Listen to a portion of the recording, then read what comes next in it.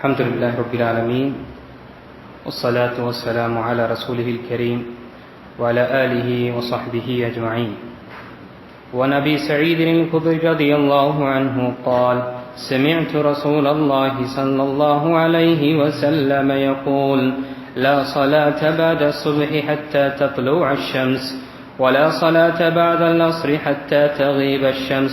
متفق عليه. ولفظ مسلم: لا صلاة بعد صلاة الفجر. وعن عقبة بن عامر رضي الله عنه: 3 ساعات كان رسول الله صلى الله عليه وسلم ينهانا أن نصلي فيهن وأن نقبر فيهن موتانا: حين تطلع الشمس بازغة حتى ترتفع، وحين يقوم قائم الظهيرة حتى تزول الشمس، وحين تتضيف الشمس للغروب. Abu Zayed அல்-குத்ரி ரலியல்லாஹு அன்ஹு அவர்கள் அறிவிக்கின்றார்கள், ரசூலுல்லாஹி ஸல்லல்லாஹு அலைஹி வஸல்லம் கூறியதை நான் செவிப்படுத்தினேன். அவர்கள் கூறினார்கள், ஃபஜ்ருடைய தொழுகைக்கு பிறகு சூரியன் உதயமாகும் வரை எந்த ஒரு தொழுகையும் கிடையாது. மற்றும் இன்னும் அஸ்ருடைய தொழுகைக்கு பிறகு சூரியன் மறையும் வரை எந்த ஒரு தொழுகையும் கிடையாது. இந்த ஹதீஸ் புகாரி மற்றும் முஸ்லிமில் வரக்கூடிய ஹதீஸ். முஸ்லிமில் வரக்கூடிய ஹதீஸில் அதிகப்படியான வார்த்தைகள் ஃபஜ்ருடைய தொழுகை பிறகு எந்த தொழுகையும் கிடையாது. கணித்துக்குரிய முஸ்லிம்களே, நாம் தொடர்ச்சியாக தொழுகையுடைய நேரங்களை பற்றி நாம் பார்த்து கொண்டு வருகின்றோம். எந்தெந்த நேரத்தில் தொழுவது என்பது நம் மீது கடமையாக இருக்கின்றது என்று. இன்று நாம் பார்க்கக்கூடிய ஹதீஸில் எந்தெந்த நேரத்தில் தொழக்கூடாது, மார்க்கம் நமக்கு தொழுவதை தடுத்திருக்கின்றது என்ற விஷயங்களை நாம் பார்ப்போம். அதில் முதல் விஷயம், நபிகள் நாயகம் ஸல்லல்லாஹு அலைஹி வஸல்லம் கூறினார்கள், ஃபஜ்ருடைய தொழுகைக்கு பிறகு சூரியன் உதயமாகும் வரை எந்த தொழுகையும் கிடையாது. உபரியான நஃபிலான எந்த ஒரு தொழுகையும் கிடையாது. அதே போல அஸ்ருடைய தொழுகைக்கு பிறகு சூரியன் மறையும் வரையும் எந்த ஒரு உபரியான தொழுகையும் கிடையாது என்று நபி ஸல்லல்லாஹு அலைஹி வஸல்லம் கூறினார். ஆக மூன்றாவது முஸ்லிமில் வரக்கூடிய வார்த்தையில் ஃபஜ்ருடைய குறிப்பாக தொழுகை, ஃபஜ்ருடைய தொழுகைக்கு பிறகு வேறு எந்த தொழுகையும் கிடையாது என்று நபி ஸல்லல்லாஹு அலைஹி வஸல்லம் கூறினார். ஆக அன்புக்குரிய இந்த ஹதீஸில் 2 விஷயங்கள் சொல்லப்பட்டது. ஒன்று, சூரியன் உதயமாகும் பொழுது எந்த ஒரு உபரியான தொழுகையை நாம தொழக்கூடாது. இரண்டாவது, அங்கு தடுக்கப்பட்டது. ஃபஜ்ருடைய தொழுகை நாம் தொழுத பிறகு வேறு எந்த ஒரு தொழுகையும் உபரியான நஃபீலாக இருக்கட்டும் அல்லது வேறு உபரியான தொழுகையாக இருக்கட்டும் நாம தொழக்கூடாது. ஆம், ஒருவர் முன் சுன்னத்தை விட்டு விட்டார் என்றால் அவருக்கு அனுமதி இருக்கின்றது. ஆனால் அவர் அதை பழக்கமாக ஆக்கக்கூடாது. தொழுகை முன் சுன்னத் நாம் விட்டுவிட்டோம் என்றால், விடுபட்டது என்றால், பள்ளிக்கு வருகின்றோம், இமாம் இக்காமத் கொடுத்து விட்டார்கள், இமாம் ஆரம்பித்தார் தொழுகையை ஃபஜ்ருடைய தொழுகையை, கடமையான தொழுகையை ஆரம்பித்து விட்டார் என்றால் வேறு எந்த தொழுகையும் நாம் தொழக்கூடாது. ஏனென்றால் ஃபரதான தொழுகைக்காக இக்காமத் கொடுக்கப்பட்டது என்றால் வேறு எந்த தொழுகையும் நாம் தொழக்கூடாது. பின்னாடி நம்ம ஒரு ரக்காத்தில் கொஞ்சம் நீண்டமாக தொழுவாங்க என்று நாம் 2 ரக்காத் தொழுது கொண்டு வருவது என்பது முரணானது. அப்போ இக்காமத் எதற்கு கொடுக்கப்படுகின்றது? இமாம் ஒருவர் நியமனம் செய்யப்பட்டு அவர் எதற்காக தொழுகையை நிறைவேற்றுகின்றார்கள்? ஹதீஸில் வருகின்றது, இதா உகிமத்தி ஸலாத், ஒரு தொழுகைக்காக இகாமத் கொடுக்கப்பட்டார், ஃபலா ஸலாத்த இல்லல்லதி உகிமத், எதற்காக இகாமத் கொடுக்கப்பட்டதோ அந்த தொழுகை நாம் தொழ வேண்டும். அப்போ இந்த நிலைமையில் முன் சுன்னத்தை நாம் வீட்டில் தொழவில்லை என்றால் நாம் உடனே நாம் ஜமாத்துடன் கலந்து கொண்டு சலாமுக்கு பிறகு நாம அஸ்கார் தஸ்பீகளை முடித்துவிட்டு நம்ம சுன்னாவை தொழுவது என்பது அனுமதிக்கப்பட்டது. ஆனால் இதுவே ஒரு பழக்கமாக வைத்துக்கொள்ள நாம் பார்க்கின்றோம். அன்புக்குரியவர்களே, ஒரு சாரார் ஃபஜ்ருடைய இகாமத் ஆரம்பிக்கப்பட்டு இமாம் அவர்கள் தொழுகையை ஆரம்பித்த பிறகும் ஒரு சாரார் என்ன செய்கின்றார்கள், பின்னாடி சுன்னத்தை தொழ வேண்டும் என்று அவ்வளவு முக்கியத்துவம் கொடுக்கின்றார்கள், கடமையான விஷயத்தை விடுகின்றார்.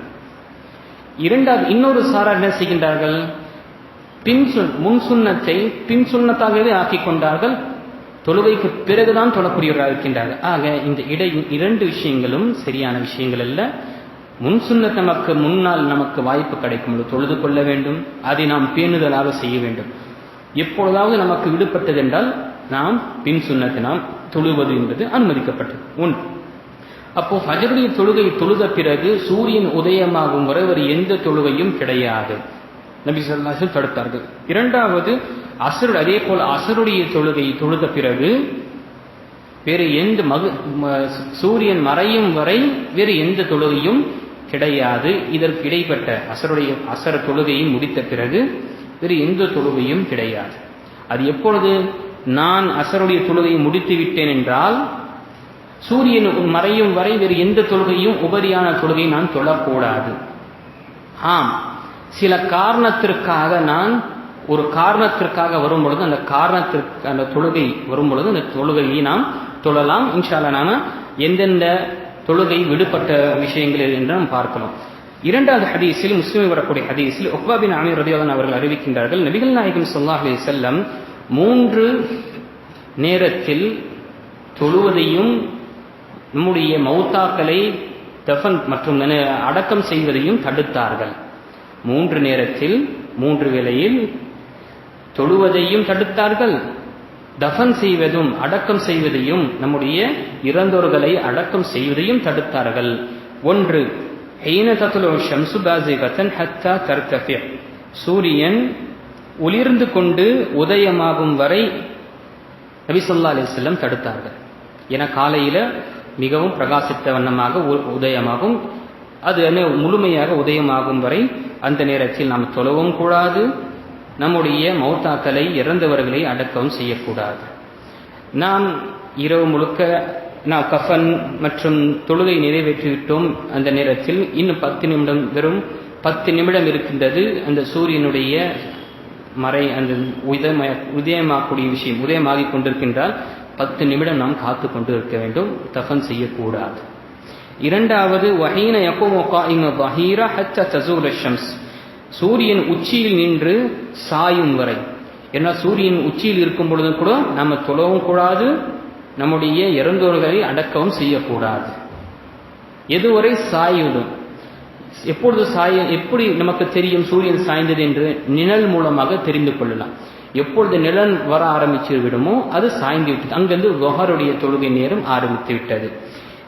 மூன்றாவது, வஹீன ததபய்யஃபு ஷம்ஸு லில் குரூப், சூரியன் மறையக்கூடிய நேரம் ஆரம்பித்து விட்டது என்றால் முழுமையாக மறையும் வரை நாம அங்கு தொழவும் கூடாது, அங்கு மௌத்தாக்களை நாம தத்ஃபீனும் மற்றும் நடக்கவும் செய்யக்கூடாது. இந்த 3 வேளைகளிலும் நபி ஸல்லல்லாஹு அலைஹி வஸல்லம் தடுத்தார்கள். எதற்காக அன்புக்குரியவர்களை தடுத்தார்கள் என்றால், இந்த 3 வேளையிலும் மாற்று மதத்தை சார்ந்தவர்கள் சூரியனை வணங்குகின்றார்கள். அவருடைய போல் நாம் நம்முடைய இந்த சமுதாயம் அந்த நேரத்தில் இந்த விஷயம் செய்யக்கூடாது என்று நமக்கு தடுத்திருக்கின்றன. ஆம், சில காரணத்தினால சில தொழுகையை அந்த காரணம் வந்துவிட்டது என்றால் எந்த நிலையிலும் நாம தொழுது கொள்ளலாம்.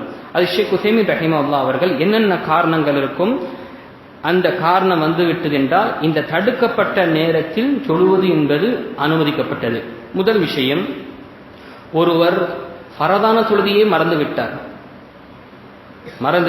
மறதியில தூங்கிவிட்டார், எழுந்து பார்க்கின்றார் சூரியன் உதயமாகிக் கொண்டிருக்கின்றது, அல்லது சூரியன் மறைந்து கொண்டிருக்கின்றது, அல்லது ஃபஜரே மறந்து போய் சூரியன் உச்சியில் இருக்கும் பொழுது ஞாபகம் வருது, ஆஹா ஃபஜரே தொழுவுல. இப்படி இருக்கக்கூடியவர்கள் எந்த நேரத்திலும் அவர்கள் எப்பொழுது அவருக்கு நினைப்பு வருமோ அந்த நேரத்தில் தொழுது கொள்ள வேண்டும். முதல் விஷயம் புரியுதா? முதல் விஷயம், ஒருவர் மறந்து விட்டார் தொழுவது என்பது. அப்படிப்பட்ட அந்த பரதான தொழுகை மறந்தவர் எப்பொழுது அவருக்கு ஞாபகம் வருகின்றது, அது எந்த நேரத்தில் ஞாபகம் வந்தாலும் உடனடியாக அந்த பரதை நிறைவேற்ற வேண்டும். முதல் விஷயம். இரண்டாவது, தஹியத்துல் மஸ்ஜித் என்று சொல்லக்கூடிய காணிக்கை தொழுகை. நாம் மஸ்ஜிதிற்கு என்று வரும் பொழுது காணிக்கை தொழுவது என்பது அது வலியுறுத்தப்பட்ட ஒரு சுன்னாவாக இருக்கின்றது. நபி ஸல்லல்லாஹு அலைஹி வஸல்லம் வலியுறுத்தினார்கள், இதா தஹல அஹதுக்கும் ஃபில் மஸ்ஜித் ஃபலா யஜ்லிஸன்ன ஹத்தா யுஸல்லி ரகாத்தைன், நீங்கள் ஒருபோதும் உட்காராதீர்கள், 2 ரக்காத் காணிக்கை தொழுது விட்டு தான் நீங்கள் உட்காருங்கள் என்று நபி ஸல்லல்லாஹு அலைஹி வஸல்லம் கூறினார். இப்போ நம்ம பள்ளிக்கு வருகின்றோம், அது நம்ம தொழுகைக்காக வந்தாலும் சரி, வேற நாம் ஏதாவது ஒரு சொற்பொழிவுக்காக வந்தாலும் சரி, மஸ்ஜிதிற்கு என்று நாம் வருகின்றோம் என்றால், நாம் உட்கார நாம வருகின்றோம் என்றால் 2 ரக்காத் தொழுது கொள்ள. இப்போ நாம் எந்த நேரத்தில் உள்ளே வந்தாலும் நாம் அங்கே தொழுவணும். எடுத்துக்காட்டாக திருமணத்துக்காக நம்ம மஸ்ஜிதிற்கு போகக்கூடிய அந்த வாய்ப்பு வரும். குறிப்பா அந்த நேரத்தில் 2 ரக்காத் காணிக்கை தொழுவது என காரணம் வந்துவிட்டது.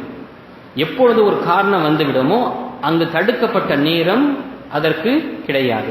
3வது விஷயம், ஒருவர் தவாஃபை முடித்துவிட்டு 2 ரக்காத் தவாஃபுடைய அந்த ரக்காத்தை தொழ வேண்டும், நஃபிலான தொழுகையை தொழ வேண்டும் என காபாவில் இருக்கும் பொழுது தவாஃபை முடித்துவிட்டார், 7 முறை தவாஃபை முடித்துவிட்டு அவருக்கு வாய்ப்பு எப்போ கிடைக்குது, உச்சியில் இருக்கும் பொழுது அந்த நஃபிலை தொழக்கூடிய நேரம் வரும்னா அந்த இடத்தில் தொழுது கொள். ஏன்னா தவாஃபுடைய தொழுகை அங்கு காரணமாக வந்துவிட்டது, அதனால அங்கு எந்த நேரத்திலும் நாம தொழுது கொள்ளலாம். அதே போல சுன்னத்துல் வுது, ஒரு சுன்னத் வுது செய்துவிட்டு சுன்னத்தை பேணுதலாக, சுன்னத்துல் வுது என்று சொல்லக்கூடிய வுது செய்தவுடனே ஒரு சுன்னத்தை தொழுவது என்பது அங்கீகரிக்கப்பட்ட ஒரு சுன்னவாக இருக்கின்றது. இது ஒரு பேணுதலாக இதை தொழுகின்றார் என்றால் அவர் எந்த நேரத்திலும் தொழுவார். ஏன்னா காரணம் வந்துவிட்டது, நான் வுது செய்தேன், ஆக நான் சொல்லுவ வேண்டும் 2 ரக்காத் என்று. அதே போல 5வதாக ஷேக் உதைமீன் ரஹிமஹுல்லாஹ் அவர்கள் கூறினார்கள், சுன்னத்துல் ஃபஜ்ர் தொழுகையுடைய சுன்னத்து யாருக்கு விடுபட்டதோ அவர் ஃபஜ்ருடைய தொழுகைக்கு பிறகு தொழுது. ஏன்னா ஹதீஸில் என்ன இருக்கு, ஃபஜ்ருடைய தொழுகை பிறகு எந்த தொழுகையும் இல்லை, ஆனா இங்கு இந்த தொழுகை விட்டதுனால அனுமதிக்கப்பட்டதாக இருக்கின்றது. ஆக பொதுவாக ஒரு காயிதா அல்லது ஒரு ஃபார்முலாவை புரிந்து கொள்ள வேண்டும் என்றால், எந்த தொழுகைக்கு காரணம் என்று வருமோ அந்த தொழுகை உபரியான தொழுகை காரணம் என்று வருமோ அங்கு அனுமதிக்கப்பட்டது. அதே போல கிரகண தொழுகை நாம தொழுகின்றோம், கிரகண தொழுகை காரணம் வந்து விட்டது, அப்போ அங்கு எந்த நிலையில் இருக்கட்டும் அங்கு தொழுவது என்பது அனுமதிக்கப்பட்டது. இந்த விஷயத்தை நாம் புரிந்து கொள்ள வேண்டும். அல்லாஹு தஆலா இந்த தடுக்கப்பட்ட இந்த நேரத்தில் நாம தொழுவதை கொண்டும் மற்றும் நம்முடைய மௌத்தாக்களை அடக்கம் செய்வதை கொண்டு நாம தடுத்து கொள்ள வேண்டும். சொல்லக்கூடிய விஷயத்தை நாம் உணர்ந்து புரிந்து சுன்னாவின் அடிப்படையில் நம்முடைய வாழ்க்கையை அமைத்துக் கொள்ளக்கூடிய தௌஃபீக்கையும் பாக்கியத்தையும் அல்லாஹ் நமக்கு கொடுத்தருள்வானாக. ஆமீன். வாஹிரு தவானா அல்ஹம்துலில்லாஹி ரப்பில் ஆலமீன்.